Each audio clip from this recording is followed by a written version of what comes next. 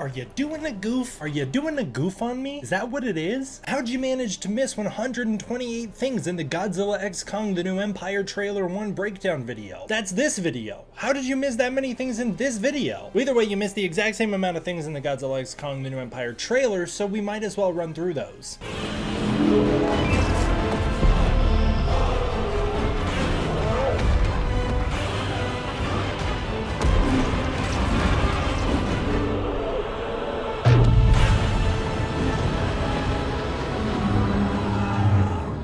That's right, in this video we are going to be doing my trailer breakdown for Godzilla X Kong The New Empire, the next installment to the MonsterVerse, the next cinematic installment. Big excitement all the way around. This trailer has had so many mixed reactions, but when I've run my polls, you guys seemed overall pretty hyped about it, and so let's celebrate that. In this video, we will be covering 128 things you potentially missed in the Godzilla X Kong trailer. Before you get worked up about why the video is titled that way, that's just because I think it's fun.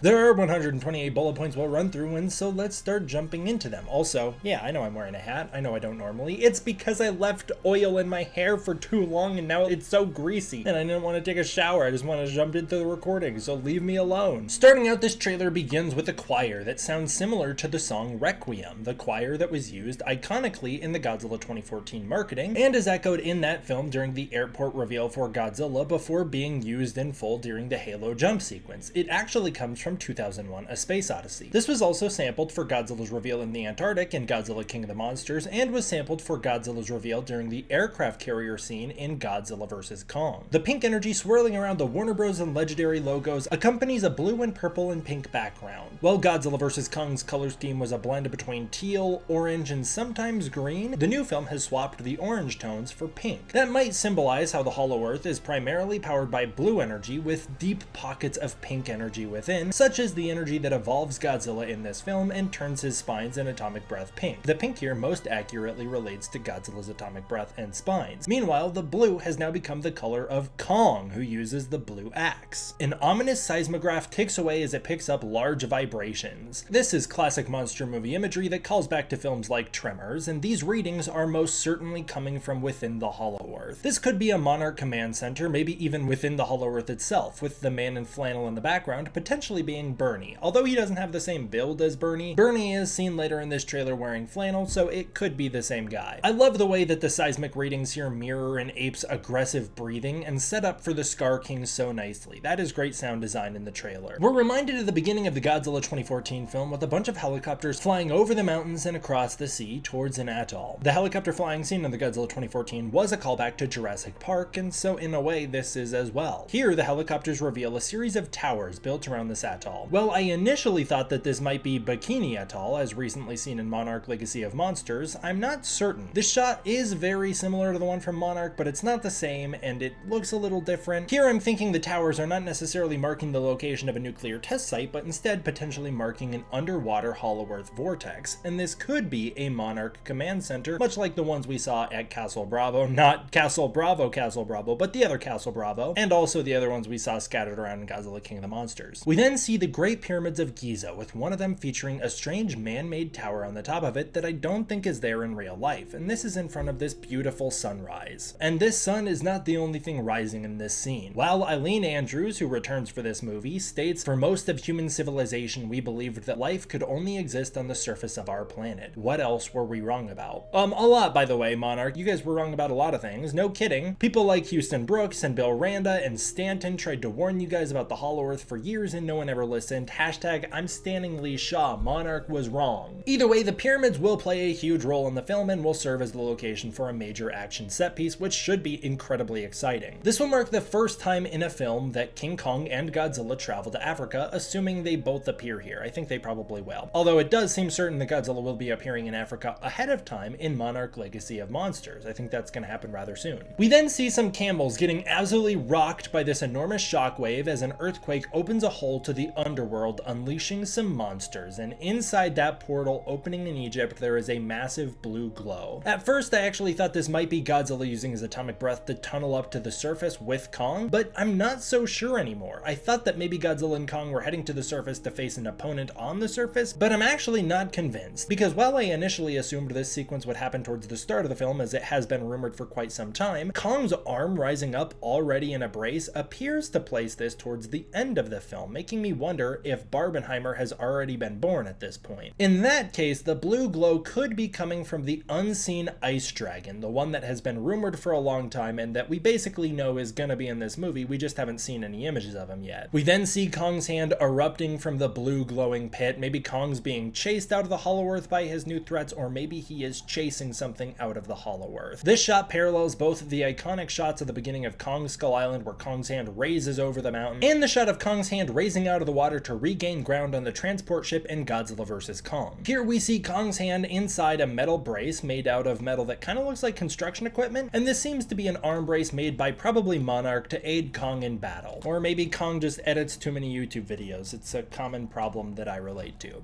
This is most likely not some sort of robo enhancement that Monarch built for Kong just because it's cool or it makes him stronger. It's probably to allow him to use a severely injured hand in combat. Kong's hand actually still features the scars from the helicopter blades in the 2017 film, which is a great bit of continuity that I'm glad they sustained. Also, additionally, Kong's ear still features the chip that was present in that 2017 film as well. We're then taken back inside the Hollow Earth, where we see enormous green crystals full of energy sticking up from the ground. The shot's movement here reflects the shot of Kong first exploring the Hollow Earth in Godzilla vs. Kong, and the leaf wings flying overhead mark the fourth appearance of the creatures in the MonsterVerse, with them appearing once per entry every entry post Kong Skull Island. Once again, Kong's running on all fours like a real gorilla, which is something he started doing in Godzilla vs. Kong. Now we realize Kong is being chased towards a snowy mountain range by hundreds of enormous wolf-like monsters that are similar to death jackals. A spooky version of Jim Reeves's Welcome to My World plays, calling back to the wonderful music that has accompanied Kong in the MonsterVerse so far. This song is about entering a new world with someone to find magic within, and it goes back to the idea that we are stepping into Adam Wingard's world of pure imagination. It also feels a little ominous, because while the song could be viewed positively as it's Kong welcoming his new buddy Godzilla into the Hollow Earth for them to take on their new enemies together, it is more likely a subtle reference to the fact that this isn't Kong's world. He is being welcomed into Scar King's kingdom. With the leaf wings still overhead, we see Kong coming flying in through the air as he leaps away from the wolves, and we get a really good look at Kong's design here, with the new design having a longer beard grown out considerably, which may reflect the real-life beard of director Adam Wingard, and the scars Godzilla left on Kong's chest still being present, although having dulled with time. This film does take place 5 years after Godzilla vs. Kong, and it's clear that those scars have not left quite the impressions as the 3 enormous ones he sustained when he was a baby. The next shot sees Kong running through the expansive biomes, showing new landscapes within the Hollow Earth, including this orange rocky area, which I really like. Meanwhile, an upgraded Heave flies by his side, and oh man, this Heave looks like it's something straight out of Guardians of the Galaxy, with these arms which are probably there to help it defend itself. The Heave opens up to reveal the new Hollow Earth team, featuring Eileen Andrews returning again, Trapper, and Bernie Hayes, recruited into Monarch now. This seems to link to the moment of the team discovering the handprint on the mountainside later. There was a time during the production of this movie where Trapper was originally going to be Stephen Randa, the grandson of Bill Randa, and this was most likely changed so that it wouldn't conflict with Monarch Legacy of Monsters, which is already dealing with Bill Randa's lineage. The next scene reveals Kong, armed with his axe, standing off against a foggy landscape, facing a massive but lanky, shadowy ape-like figure. This is obviously foreshadowing his upcoming encounter with the Scar King, and may even represent the actual proportions of Kong to the Scar King. The expressiveness on Kong's face is truly amazing, with this wide range of emotions being demonstrated, from fear to anger to confusion to longing. Kong's axe looks fantastic here as well, with the handle still glowing red like in Godzilla vs. Kong, and Kong's beard is now seen in much better detail here. Kong's shoulder fur has also grown out considerably to create a more armored-like look for the Titan. Through the shadows, we reveal the Son of Kong, a clear nod to the 1933 film. A baby King Kong-like creature with orange fur that seems to be a crossbreed between the Scar King and a Kong. This is the 3rd time Kong has had a son on screen, which makes it the same amount of appearances Godzilla has had a son in live-action films as well, unless we're willing to count the 1998 film, in which case he had 100 million. This story will most likely see Kong taking in this child to protect him from his abusive and tyrannical father. Much like his dad, the baby ape features some scars on his face. The shadow's size could symbolize how the baby baby, was on track to become the next Scar King. It would become his successor until he met Kong, where his fate was changed for the better. The overly cutesy design doesn't really sit right with me personally. It doesn't really feel natural, but it does remind me of Minya. And actually, as many people have pointed out, the reaction to this little guy might be the same reaction many audience members had to Minya's first appearance way back in 1967. We then see a group of travelers moving along through a Hollow Earth mountain range. These appear to be humans who are most likely Trapper, Gia, Andrews, Hayes, and a Hollow Earth native, I'm assuming. This might be where they learn about the Hollow Earth human society, and they might be being taken there. Monstrous birds fly over the trees that might be leaf wings, which is just a nice little detail. The next sequence reveals Trapper and Andrews discovering two red handprints on what looks like the ruins of a Monarch outpost. The metallic structure that's broken down in the foreground and the stone-walled background that has clear damage to it implies that this was once an outpost that has currently been destroyed. That might be what they're responding to in the first place. The handprints, as Andrew confirms, are not from Kong, and they are very clearly a reference to the handprint on the mountain from Kong's Skull Island, which was again referenced in Godzilla vs. Kong. The handprints on the island and on Kong's temple door very well could be from Scar King, as he is marking his territory. This may even be after he massacres the inhabitants of both territories, taking them as his slaves, and then marks the areas saying that this was his domain. That makes Kong the one who got away, so the showdown should be personal. The next scene is amazing, with incredible blue and purple Hollow Earth lighting that calls back to Godzilla vs. Kong, featuring Kong spelunking into a deep cave with the use of his axe as a tool. This is amazing stuff, with a very inventive use of the axe that I really want to commend. Kong using the axe to slow down his descent is just like he did in Godzilla vs. Kong when he jumped through the Hollow Earth portal to fight Godzilla. The axe sparks as it collides with the rocks, confirming that Godzilla's blades are sharper and sturdier than the rock wall. Kong then does a classic superhero landing in the cave and begins to explore using the axe like a torch, which is so great. The axe is most likely being energized by the glowing blue and purple crystals, which are filled with Hollow Earth energy. Much like how the axe charged up from being placed on the ground in Godzilla vs. Kong, now it has entered the deep belows. Inside the cavern, we see the remains of hundreds, if not thousands, of creatures, including other Kong-like apes, calling back to Skull Island's boneyard.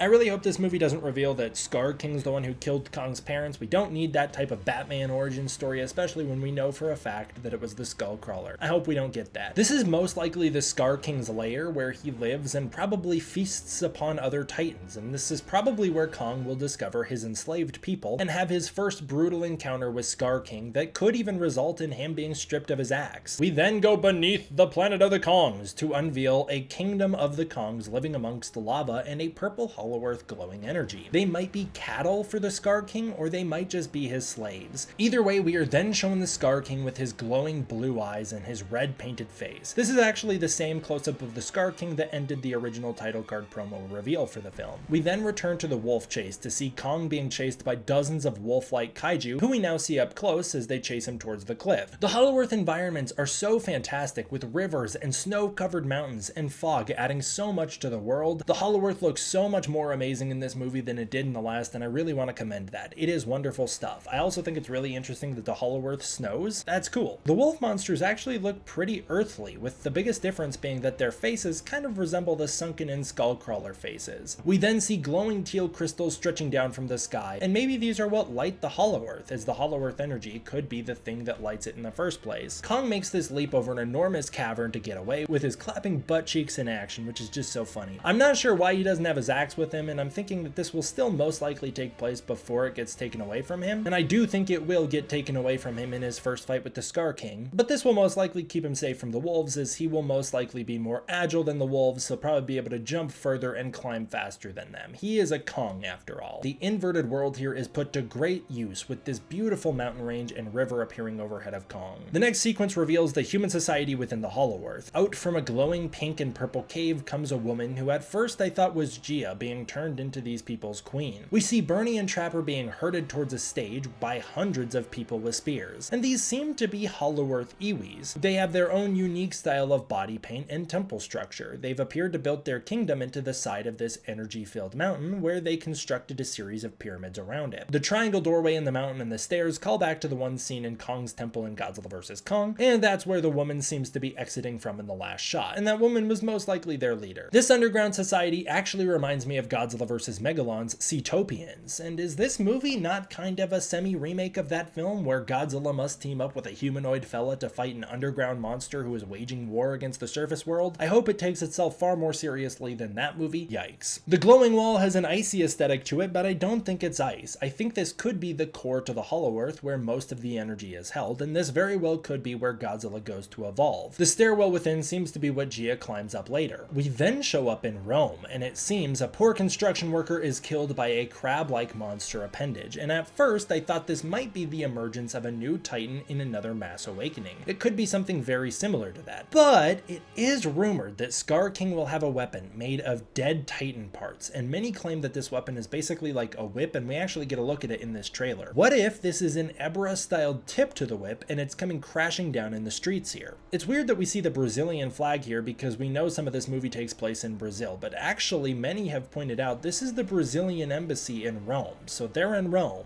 As a crowd of people runs away, a wave of dust follows, and I wonder if that's connected to the shot of Scar King attacking the beach from later in the trailer, but I don't think so. I think that is going to be in Brazil, so I don't know when this could happen in the movie, to be honest, but I'm thinking it's going to be during some downtime when both Godzilla and Kong have been defeated and the new Scar King goes on the rampage. We then get another incredibly expressive shot of Kong reacting to what I think could be the discovery of his enslaved people by the Scar King. There's this shift from recognition to sorrow within his face, and I think it's just fantastic. During this, Bernie says Kong can't stop this on his own, and Eileen Andrews replies he won't be alone. This sets up the newfound bromance between Godzilla and Kong quite well. Gia returns, thankfully. She doesn't seem to spend any screen time with Kong in this trailer, but I'm glad to see she's back, and she ascends the crystal steps in order to reach into Hollow Earth energy. Gia is wearing tribal clothing, and I think she's been taken in by the Hollow Earth tribe. While Kong might be trying to free his people from an oppressor, Gia very well might be trying to do the same for the Hollow Earth Iwi, who may very well be following a leader who follows the Scar King. We then arrive somewhere very cold, where we see that deep under the ground Godzilla lies frozen in a cave, soaking up pink Hollow Earth energy. This imagery calls back to Superman's Fortress of Solitude and reminds us of how after Godzilla was nearly killed by the Oxygen Destroyer, he had to retreat to the Hollow Earth to soak in some of that juicy energy. It seems that he has now found a healthier core to absorb it from, which seems to trigger some sort of evolution within him. There are very thick veiny-like structures running through the ice here, and it kind of gives this organic feel that provides a near mythical quality to the shot that I really like. While it's unknown why Godzilla's frozen here, it seems that he's either picked a very chilly part of the planet to settle down in after getting his butt whooped, or this seems to be the place that he may have been frozen in, like maybe the ice dragon freezes him and so he's stuck here. I don't really know, but I would be willing to bet he gets his butt whooped on the surface world and then digs himself into the Hollow Earth and goes into this icy cave to heal. It's very likely that Godzilla will fight the ice dragon early on and lose, resulting in him having to evolve in the core of the Hollow Earth over the course of the film, which gives us some time to spend with Kong as he undergoes a story arc of his own with an antagonist of his own. Godzilla's evolution here completes with ice cracking as pink flares charge up from within. I think these are actually the new spines on the sides of Godzilla's head, with the bottom light firing up being Godzilla's frozen eye. Godzilla erupting from the ice is very 1962 styled, which is another instance where King Kong and Godzilla both shared the screen together, and Godzilla roars in his new state. Godzilla's design now features molted spines. Rather than having a thick rocky core exterior, they've now peeled away to reveal a pink-like crystal structure that glows within that is kind of the core of his atomic energy. Pink energy flows through his gills and eyes, and Godzilla now features a larger head, longer spines, larger, sharper elbow spikes, a thick chest, additional spines on the sides of his neck and his head, a longer tail with a sharper tip on the top, and slimmer legs for sprinting. The new Godzilla's design is very clearly reminiscent of the Godzilla 2000 design, although it's unknown if that was a direct inspiration or not. Now that Godzilla has been Kenergized, this is the final result of Barbie x Oppenheimer. The atomic bomb and Barbie have finally met to create Barbenheimer in the flesh. In fact, concept artist Jared Krzyzewski, who was the one who designed this Godzilla, has embraced this and confirmed that's what we're looking at here. This is Barbenheimer in the flesh. We then see the Scar King in action. The audio here of the seismic chart comes back in, now reflecting the Scar King's breathing. The shot from the title card here is revealed again, and it now has a more distinct handprint on the ape's head. We then see the Scar King with his large snaggle-toothed, blue glowing eyes and red fur making his way through the temple, now wearing a spine of some sort, and this is probably the previously mentioned whip. It looks like he has red paint on his head as well, and so I think he wears war paint, which is what he also marks everything with. His eyes seem to glow blue, and I think that's because he's juiced with Hollow Earth energy, and I think he probably gets that way from eating other titans. Now we arrive at one of my favorite shots in the trailer, that being King Kong versus the Scar King. We see a bunch of Kongs all with different designs featuring different red marks on their body, most likely to mark that they are the property of the Scar King, with the baby Kong standing near them. From this shot, we can estimate that the baby Kong is around 100 feet, which doesn't really make sense when you consider that's the same exact height as Kong in Kong Skull Island, unless we're led to believe that Kong in Kong Skull Island was severely undergrown and had some sort of massive growth spurt to catch back up to his normal species size later on. Maybe it was from malnourishment from being on the surface world, or I don't know, but it's weird that he was so small, but he is the same size as this baby. Among the crowd standing proudly, but not seemingly the tallest, is King Kong, revealed by his lack of red mark and his prominent chest scars. As Scar King drops in to fight Kong, we get what might be my favorite moment in the trailer, as we see all the apes flinch in fear as they know what to expect. All of them except for Kong, probably because he's naive and also because he's taken on much worse. At this point, he's already beaten the mecha and he has taken on Godzilla. It's impossible to tell where in the film this comes. I can't tell if Kong has his axe with him or if he has his arm brace in this shot, so I don't know if this will be Kong liberating his people as much as it will be his first meeting with the Scar King, where he gets his butt whooped badly, his axe taken away from him, his arm broken, whatever happens, and in the end he is marked as the Scar King's property. We then get our best look at the Scar King yet, and I love the spit flying out of his mouth, and I love that he has these blue, crazy, insane eyes, and also his balding head is quite fun. This cuts with the attack on the beach, which is most likely the beach in Rio, which we saw being filmed in Australia, where the Scar King seemingly rises up from the Hollow Earth to claim the surface world as his own. We see the ocean has been frozen over here, indicating the presence of the Ice Dragon, and I think that this could be the Scar King and the Ice Dragon meeting. They're said to team up in this movie, and it's possible that the way they do this is by the Ice Dragon waking up and going on the rampage, only for the Scar King to show up and whoop its butt, making it submit much like Rodan and Ghidorah. Barbenheimer then charges up his spines in what looks like a desert in front of a city. I think this is in Egypt again, and the pink energy flows within him, creating these kind of shock waves as it does. It flows through his body and moves more electric than the standard atomic breath, which is interesting, and then we reveal he has a bit of a spiky little beard sticking off of his chin, which is kind of fun because it reminds us of Godzilla Earth. The shot running up his spines is a much more aggressive version of a similar shot from Monarch Legacy of Monsters Episode 3, and the way Godzilla's charging up here while on the ground reminds me of the ending of Godzilla vs. Kong when Godzilla's knocked over. I think this could be Godzilla exiting the Hollow Earth and getting right into the action, but I'm not totally sure. Kong then does this furious roar, which again I think is in Egypt, during what I think is the prelude to the final battle as it kicks off. Godzilla then unleashes his pink atomic breath now as we cut into the Hollow Earth to reveal Godzilla and Kong erupting through the ground and sprinting like they're 80s action movie stars. And how awesome would this shot have been had we not already had the two of them teaming up at the end of Godzilla vs. Kong? The green crystals in the background here and the proximity between the above and below worlds make me think we're in a cave system within the Hollow Earth, and I'm sure we are seeing Godzilla and Kong returning from Egypt here, probably after taking down the Ice Dragon to go fight the Scar King in his temple, where hopefully they will do this in front of the Kongs and gain the respect from that kingdom, and we can see a million apes rip the Scar King into shreds as they join the fight. This is our best look at Barbenheimer and Kong with the new Infinity Gauntlet, and maybe the gauntlet is super heavy or something because somehow, someway, Kong is barely able to keep up with his chunky brother Godzilla. Godzilla is now sprinting like a human for some reason, and it's actually probably the fastest we've ever seen any Godzilla move, and this is the reason why they slimmed Godzilla down and got rid of so much fat. It's so that he could move very quickly, much like the same thought process that went into slimming Godzilla down for the 1998 movie. And you can pick apart Godzilla's run all you want, but the real thing you should be questioning here is, why is Godzilla's tongue flopping around so much with every single step? Does he not have any muscle in it anymore? Why is that thing so loose? The final sequence here reveals Kanilla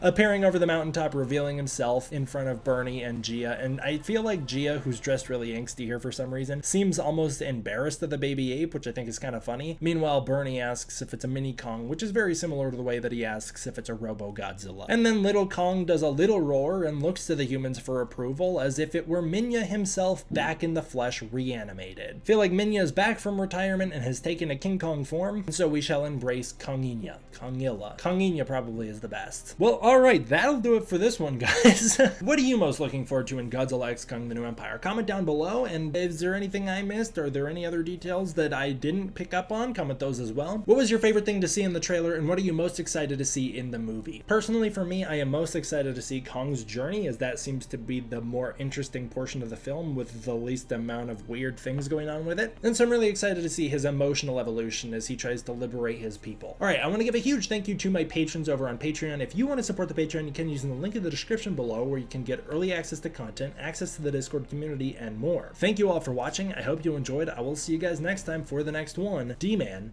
out.